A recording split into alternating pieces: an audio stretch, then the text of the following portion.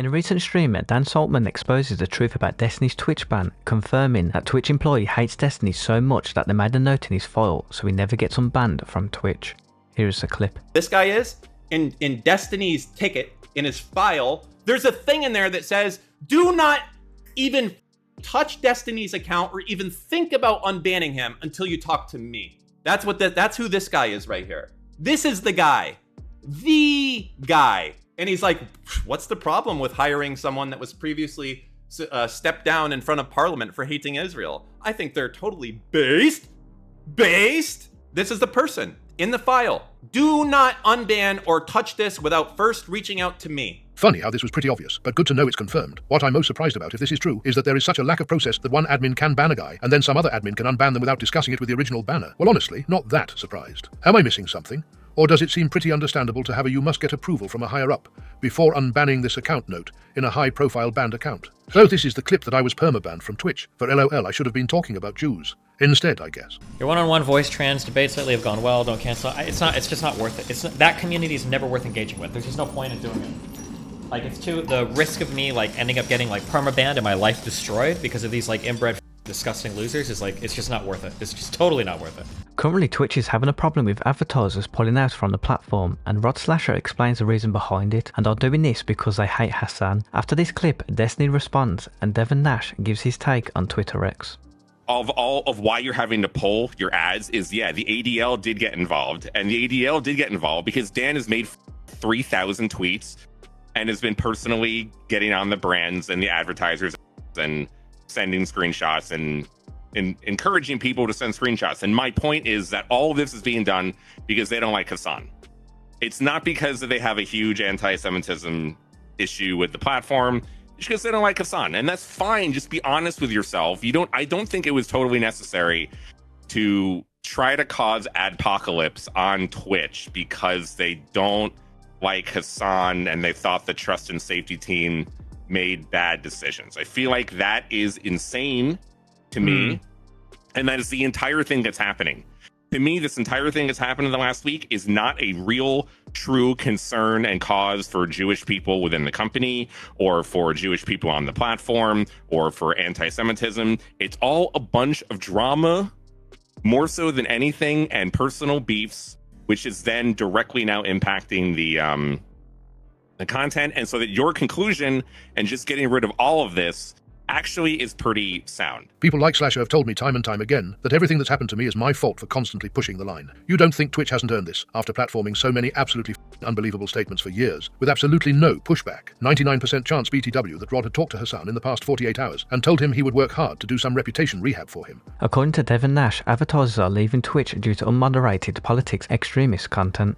Twitch is in an advertising nightmare situation. Advertisers are leaving the website and not returning. Twitch has controversy after controversy and can't get its enforcement straight. I don't know if the website will survive long term without serious changes. The solution to it is simple, brutal and efficient. Ban all extremist, controversial, political content, or none of it. But simple is not often easy. To understand it and what's going on, we need to go back in time a bit. YouTube's own Adpocalypse began in March 2017. Major advertisers discovered their ads were appearing alongside controversial or extremist content. Sound familiar? A ton of key advertisers pulled ads from the platform, including AT&T, Pepsi, and others. The next 2 years were savage for YouTube. The website had to build an algorithm that could identify brand-friendly content against controversial content at scale. It wasn't always right at first. Dozens of creators were banned, sometimes for no reason. That still happens sometimes today. Building this system cost millions, thousands of hours, and countless controversies and risks. But today, YouTube is the most sophisticated ad network in the world. It keeps viewers happy by not serving them too many ads, mostly, and keeps advertisers happy by serving their ads on relevant brand-friendly content. During this same period, Twitch was instead investing in their live CDN content delivery network and in broadcasting rights content and streamers. They paid $90 million to broadcast the Overwatch League. They signed multi-year partnerships with Riot Games to broadcast League of Legends. They paid streamers like Ninja and Shroud, also on contracts worth millions of dollars. None of this amounted to much. It's safe to say that most of this money was wasted. Meanwhile, their ad system, the primary way for Twitch to make money, languished. If you want to buy ads on Twitch, you need to pay a high minimum, think $100,000 plus, and talk to someone physically there. The ads have limited no targeting. Ads get served everywhere across the website, and often to irrelevant or controversial streamers. Because ads are served everywhere, Twitch is only as good as its worst streamer. Maybe Twitch figured that these problems would work themselves out if the content was good, but they didn't, and the content is now on the decline. Extremists, on all sides, run huge communities on the platform. Major and notable advertisers, ADL Big Six agencies, are telling Twitch the current state of advertising isn't okay. And they're right, because Twitch didn't invest in ad targeting and good systems when they should have. They're now on the back foot compared to every other platform. Their ad inventory is getting cheaper because the quality of their website is declining, forcing them to run more cheap ads to appease Amazon. The increased ad inventory means viewers are sometimes getting served 8 ads at once when joining a stream, causing viewers to leave the platform. And so here we are. Twitch has always operated from fear. They were afraid other websites would cannibalize their audience. Mixer. So they bought streamers. They thought YouTube would take their viewers. So they bought broadcasting rights, LCS, OBL. They thought big music would come for them. So they spent millions building libraries and licensing rights. Meanwhile, YouTube built systems to address these problems long term.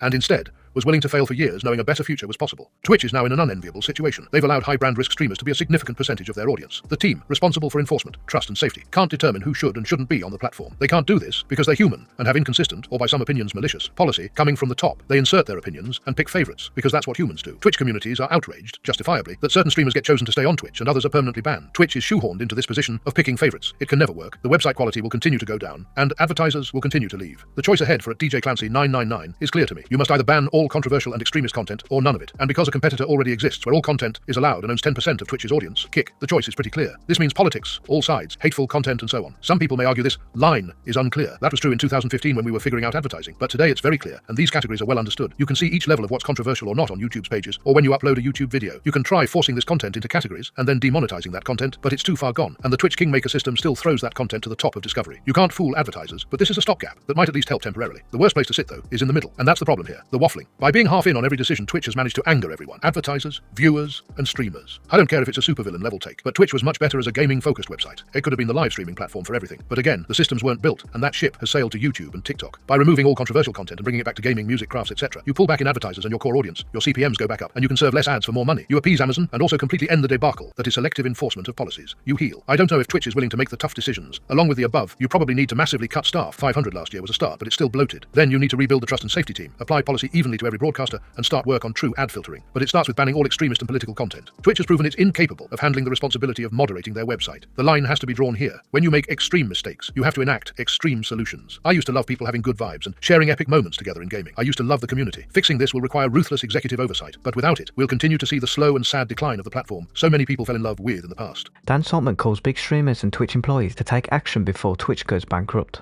I don't want to this site up. I really don't. Because I do enjoy Twitch. I do enjoy Twitch creators. But it's not me fucking it up. You have to remember that. Every big creator who reads livestream fails, every Twitch staff, former and current, that knows about this situation, who's not screaming from the rooftops, hey, you great, do something. All of them are the reason that the site will go to shit, not me. I'm sending a few emails. You guys have the power to make this stop. Tomorrow, if all of the staff of Twitch wrote a letter calling on Dan Clancy to step down, guess what? This is all over. The advertisers are probably all coming back. Everything is fine. The people in trust and safety get overhauled. It's not an issue anymore. But you don't do it. The big streamers who know about this issue, but they're too afraid because, oh, I don't want to get into politics. Fuck you. I don't care about your bag, okay? And that's the reason you're not doing it. You're like, oh, I don't want to talk about this Israel shit, Palestine. It might like offend some of my fans, and that might. They apologise to Tom Clancy.